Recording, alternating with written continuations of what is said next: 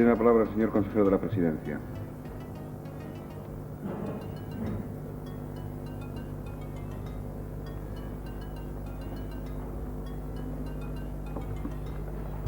Señor presidente, señores y señores parlamentarios, señor Casas, voy a contestar con mucho gusto, más que lo habitual, a esta interpelación, porque como está unida a los temas que políticamente se han tratado en el anterior punto del día, creo que también corresponde arrojar luz no solamente para tranquilizar conciencias, sino también para clarificar conocimientos en materia de derecho. Y lo acaba usted de decir aquí hace un momento, competencias del gobierno, un gobierno que gobierne, una interpretación absolutamente vaga y sin fundamento de una ley que le voy a comentar enseguida, creo que da pie y justifica el que aquí, fundamentalmente, esta intervención se centre en temas estrictamente jurídicos como usted lo ha pretendido. No obstante, y a pesar de ello, a pesar de que tiene que transcurrir fundamentalmente en esta vía, creo que hay consideraciones políticas a las que no me puedo sustraer. Y algunas se repite porque efectivamente hay una coincidencia abrumadora, salvo en el Partido Socialista, en cuanto a lo que significa el concepto de ley en el sentido amplio. Yo creo que toda ley persigue la legítima pretensión de convencer y de conseguir la eficacia social. Pero esta vocación, que es inherente a toda norma, se puede ver frustrada de dos maneras, o por un defecto intrínseco a la misma, que suele ocurrir cuando se negocia por su cuenta y se impone, o a veces porque en la aplicación de esa norma no se tiene en cuenta el medio o el destinatario de la misma, no se emplean los medios apropiados o se aplica de forma muy poco prudente. En definitiva, esa teoría que tantas veces hemos escuchado en las facultades de Derecho y que algunos las hemos enseñado a los alumnos y que define la ley en un sentido global como un mandato jurídico con eficacia social organizadora, si se queda reducida a lo que aquí se pretende, que es al mandato puro, desde luego es la mejor garantía de que la eficacia nunca se obtenga. Y yo pienso que en los temas que plantea en esta interpelación, que son muy diversos, aunque todos tienen como denominador común unas actuaciones municipales, está ocurriendo en cada uno de forma distinta un poco de cada cosa. En el asunto, por ejemplo, de los secretarios de ayuntamiento, no se está de acuerdo con lo que establece la ley actual. Digo, no está de acuerdo ni por los ayuntamientos, ni por este gobierno que ya está posicionando, con lo que establece la ley actual, porque es preconstitucional y atenta contra el principio también constitucional, que es el de la autonomía municipal. Pero todavía se está mucho menos de acuerdo con lo que se intenta en este momento imponer e implantar, tal como se advierte en el anteproyecto de bases del régimen local, en el que se suprime toda participación municipal en la designación de estos funcionarios, se puentean descaradamente las competencias de la comunidad, competencias estatutarias del artículo 10.4, y se elimina desde luego de antemano, como lo dijo, lo dejó bien claro el señor de la Cuadra Salcedo cuando volvía de América, todo intento o posibilidad de negociar el texto. Desde luego, cuando una ley se va a fraguar en este sentido, el resultado, cuando salga a la luz pública, será evidentemente, como hemos dicho siempre, que habrá que cumplirla, porque es ley. Pero desde luego habremos empobrecido notablemente el concepto integral de ley y desde luego habremos garantizado casi con toda seguridad que su eficacia no será tal. En el caso de la bandera constitucional, está muy reciente la discusión que ha habido en este Parlamento hace un momento, y creo que no hay que hacer ningún pronunciamiento por parte del Gobierno especial, puesto que lo hizo ayer, y el resto ha sido más o menos el enfoque dado por los grupos de la Cámara con carácter mayoritario, salvo el Partido Socialista. Pero, aparte de consideraciones políticas, hay que reconocer que no existiendo reparos a la ley que regula su uso, la Ley 39 de 1981, la aplicación de la misma, según criterio de gobierno, porque no se tiene en cuenta precisamente el tacto que hay que tener, exige desde luego una buena dosis de sentido común y de sentido del destinatario social al que va dirigida. Pero estas consideraciones, al fin y al cabo, políticas y jurídicas que se derivan del concepto de norma, han quedado más o menos expuestas en diferentes intervenciones y, como digo, quiero centrarme en lo que para usted es una dejación de competencias y de actuación del Gobierno. Por tanto, vamos a ver exclusivamente en el tema jurídico. A ver si alguna vez por todas se aclara y si no se fundamenta en contra, pero en derecho. ¿Cuál es la visión jurídica y la interpretación que el Gobierno, la Administración vasca, mantiene en cuanto a las diferentes situaciones, acuerdos, actuaciones, hechos o actos municipales que aquí se han denunciado en la interpelación? Creo que con carácter general hay que recordar tres principios importantes. El primero, que desde la entrada en vigor de la Ley 40/81 del 28 de octubre, que usted ha citado hace un momento, desde ese momento, la única fiscalización que cabe sobre las actuaciones formales de los ayuntamientos, llámense actos, llámense acuerdos, son los que corresponden al Poder Jurisdiccional, en este caso todavía más en concreto a los tribunales contencioso-administrativos. Por tanto, que quede claro que ni la representación del Estado, llámense gobernadores civiles, ni la de la comunidad autónoma pueden suspender ningún acuerdo municipal, sino en todo caso impugnar sus actuaciones ante los tribunales. Esta es una consecuencia evidente del principio de autonomía municipal, que queda además zanjado en la ley que estoy comentando. El problema, que esto ya lo sabrán ustedes, es cuándo y quién. Y aquí viene la confusión que me parece que tiene usted en la cabeza. El gobernador civil, solo, y es el artículo 8.1 de la ley que ha citado, está legitimado para esta impugnación cuando exista, primero, infracción de ley, y segundo, que esta infracción de ley afecte a una competencia o a materia de competencia del Estado. Y la comunidad autónoma, y aquí voy a la disposición final quinta del proyecto de ley, estará facultada, no para suspender, sino para impugnar ante estos tribunales también cuando haya infracción de ley, pero cuando la materia afectada por esa impugnación sea competencia de la comunidad. Y además dice competencia asumida, ni siquiera competencia teórica o formal estatutaria. Estos son los dos únicos supuestos en que cabe en este momento el que haya una intervención de un poder ajeno a la autonomía municipal, llámense representación del Estado, llámense comunidad autónoma, porque lo que ha quedado bien claro es que ya la línea de jerarquía de dependencia de un ente menor local respecto a otro superior ha quedado rota desde la Constitución.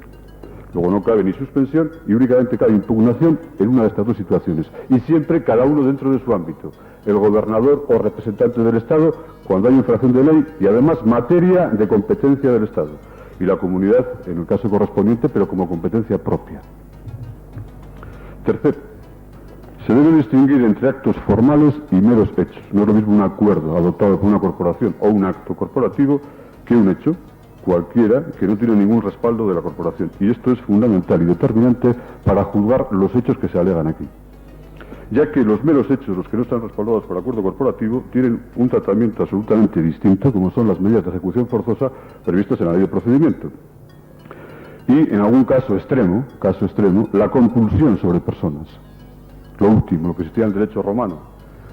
Esto es lo último que también en una sociedad democrática cabe, la compulsión directa sobre personas, aunque es una norma que está prevista. Entonces, aplicando estos principios, que son generales y legales, a las actuaciones que usted me plantea en este momento, yo creo lo primero, que en cuanto a la no remisión al gobierno civil, ya que cuando no la remitan a la comunidad será ella la que se queje, pero la no remisión al gobierno civil de los extractos de acuerdos municipales efectivamente es una infracción clara del artículo 8.2 de la ley que se ha mencionado aquí. Procedimiento a seguir, es evidente. Si se trata de una actuación de mero hecho, no porque ha habido un acuerdo, sino porque no les ha dado la real gana, y perdónese la expresión, al señor secretario o a quien fuere, de enviarlo, es un mero hecho, no respaldado por ningún acuerdo corporativo, habrá que utilizar las vías de la ley de procedimiento administrativo y, cuando se trate de un acuerdo formal corporativo o un acto particular de alcalde, pero legal también, en virtud de sus competencias, deberá ser impugnado ante el Tribunal Contencioso, el cual, como usted ha dicho muy bien, como consecuencia de la impugnación, suspende la eficacia del acto. Pero es el tribunal, no es ninguna autoridad de carácter ejecutivo o administrativo. Ahora, téngase en cuenta, incluso en este aspecto, que una interpretación omnicomprensiva del precepto obliga a entenderlo en la forma siguiente. La remisión de acuerdos a los gobernadores o, en su caso, a la comunidad autónoma está en función exclusiva de la posibilidad que tienen estos entes de impugnarlos ante el tribunal. Y como hemos dicho que esta está en función de qué materia y de competencia ha podido verse afectada, competencia ajena al ayuntamiento, entonces creo que también hay que poner un límite formal a lo que se está demostrando que es a veces una exigencia excesiva, quizá por desconfianza natural o por otras razones que yo no voy a juzgar en este momento, en cuanto al ejercicio de estos derechos por parte de los gobernadores civiles. Se pide todo tipo de acuerdos, aunque haya conciencia clara por orden del día de que no ha habido ningún tema que pueda afectar ni de lejos a competencia del Estado. Téngase en cuenta también este límite formal, no legal, pero formal, que se deriva de una interpretación correcta del precepto que estamos analizando. En cualquier caso, como le decía hace un momento, si realmente se incumple esto, que es una ilegalidad manifiesta, y se incumple por no remitir al gobernador civil, es a este, desde luego, y no a la comunidad autónoma, a quien corresponde velar por sus propios derechos. Cuando no la remitan a la comunidad autónoma, exigiremos nosotros. Pero cada uno tiene su ámbito perfectamente delimitado. En cuanto al tema de banderas, aparte del posicionamiento político que se ha manifestado en esta Cámara, insisto que desde el punto de vista jurídico no veo otra alternativa que la anteriormente expuesta con carácter general. Si se trata de un acuerdo corporativo, como parece que pudo ser el referente al Ayuntamiento de Tolosa, el único legitimado, no se diga que hace dejación de competencias la comunidad, el único legitimado, después de una correcta interpretación del artículo 8.1, para impugnar dicho acuerdo ante los tribunales, es el representante del Estado. Porque nadie discute que haya habido infracción de ley, que es la primera condición. Pero lo segundo, tampoco discute nadie, por lo menos que actualmente esto es una competencia del Estado. Luego, la única legitimación es del gobernador civil. Dicho de otro modo, si la comunidad autónoma se aventurase hipotéticamente a impugnar ese acuerdo, sería desestimado ante el tribunal, por el propio tribunal, mejor dicho, por falta de legitimación, sin entrar ni siquiera en el fondo del asunto. Cuando no se trate de un acuerdo, sino de simples hechos, la competencia para aplicar las medidas pertinentes, incluidas una que usted no ha citado, pero que está en la ley de uso de la bandera, del artículo 9 de la ley, esas son exclusivamente también del representante del Estado, porque la competencia en materia que afecta, que es el tema de uso de banderas, es exclusivamente en este momento, actualmente, competencia del Estado. Cosa distinta, como he dicho en un principio, es que desde la prudencia política aconseje hacer uso o no de las mismas medidas, pero en cualquier caso no corresponde a la comunidad autónoma. Y hay que decir también, se ha dicho de paso, hay que decirlo con toda claridad, que normalmente el Estado nunca, ni siquiera en nuestras competencias, a veces nos deja actuar con tranquilidad, como para permitir que nos metamos en una suya. Entonces lo que está ocurriendo con mucha frecuencia, lo que está ocurriendo con muchísima frecuencia, es que una vez de que un plan o una actuación estatal hace crisis, como en este caso, entonces pide, ahí viene el tema de los bomberos y apagafuegos, pide que otros solucionen malos planteamientos.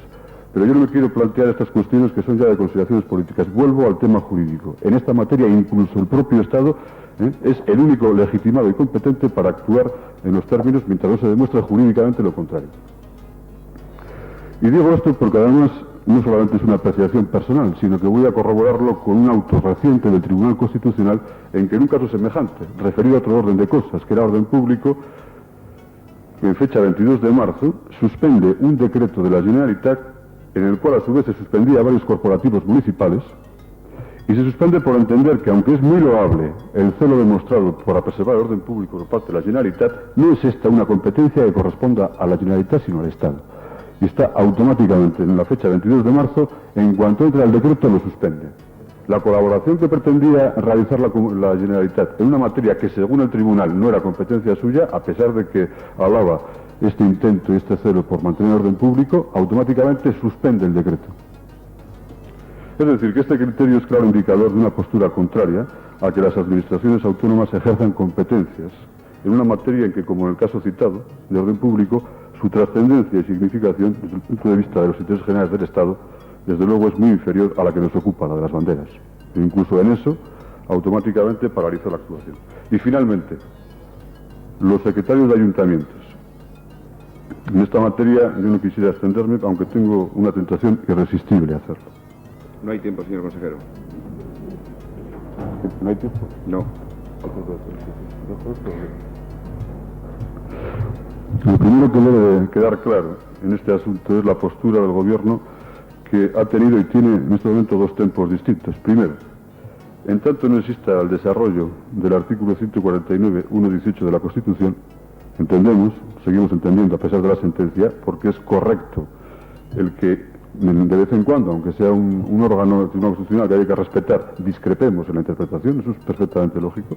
Entonces corresponde a la comunidad, por la disposición transitoria séptima del Estatuto, la ejecución de la legislación vigente.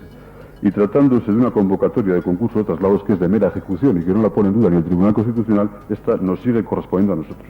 Ahora, el Tribunal Constitucional, de una forma muy peculiar y con el voto reservado de algunos de sus miembros, evidentemente ha dicho lo contrario, aplicando una interpretación que es novedosa, que cuanto haga referencia directa o indirecta a materias reservadas a leyes de bases, todo eso es básico y por tanto, aunque sea de ejecución, no corresponde que una materia básica la haga la comunidad. Absolutamente peregrina, pero respetable y, como va a ver enseguida, en la afirmación que le voy a hacer, respetable y acatable por nosotros. No estamos dispuestos en ningún momento a enfrentarnos en esas materias, discrepar, por supuesto. Entonces, esta era la situación provisional. Y segundo, y también hay que decirlo con toda claridad y con todo respeto a las personas que hoy en día integran los cuerpos nacionales, que el Gobierno está en contra, palmariamente, de este mantenimiento de los cuerpos nacionales porque estima que su subsistencia obedece a criterios puramente centralistas, incluso históricamente comprobados centralistas, y sobre todo a una cosa que no se puede admitir, que es el prejuicio y la desconfianza sobre la imparcialidad, objetividad y competencia de los futuros funcionarios de una comunidad autónoma. Y esto no es una interpretación baladí, sino que se ha dicho públicamente en la Administración Central del Estado que el mantenimiento de estos cuerpos es una garantía de imparcialidad y de objetividad, tanto por la sólida preparación como por la absesia de estas personas. Y creo que esto, aparte de ser un prejuicio imperdonable, es injusto e inaceptable para una comunidad. Pero bien, enjuiciando definitivamente... Abrevie, señor consejero. ¿Cómo? Abrevie. Ya, voy a leer simplemente lo que tengo anotado sin más consideraciones.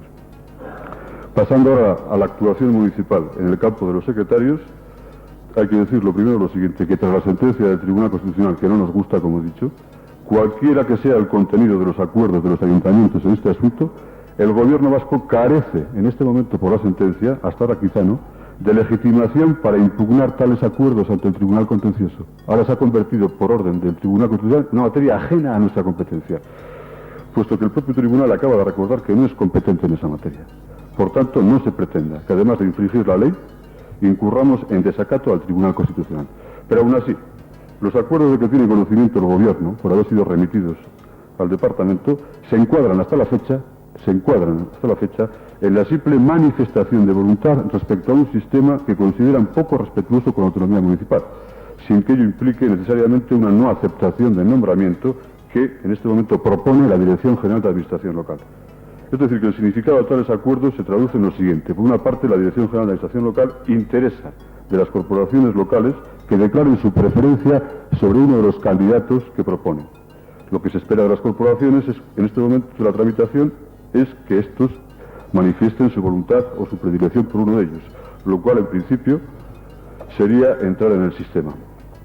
La Asociación de Municipios Vascos y los ayuntamientos se han manifestado en sentido contrario al sistema, por entender que es poco respetuoso con la autonomía municipal. Y esto, hay que decirlo muy claro, no debiera sorprender al Partido Socialista, que hace más de 2 años, con motivo de la presentación del texto alternativo a la ley de régimen local, de bases de régimen local, presentada por UCD, formuló un texto alternativo, como digo, en el que se pronunciaba, sin ningún género de dudas, por la designación libre por parte de ayuntamientos de secretarios, interventores y depositarios.